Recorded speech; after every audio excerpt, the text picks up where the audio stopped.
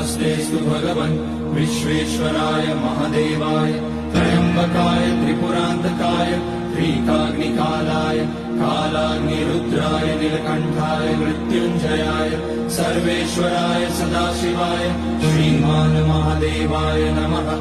ॐ नमः शम्भवाय च मयोभवाय च नमः शङ्कराय च मयस्कराय च नमः शिवाय च शिवतराय च। ॐ त्र्यम्बकं यजामहे सुगन्धिं पुष्टिवर्धनम् उर्वारुकमिव बन्धनान् मृत्योर्मुक्ष्यमामृतात्।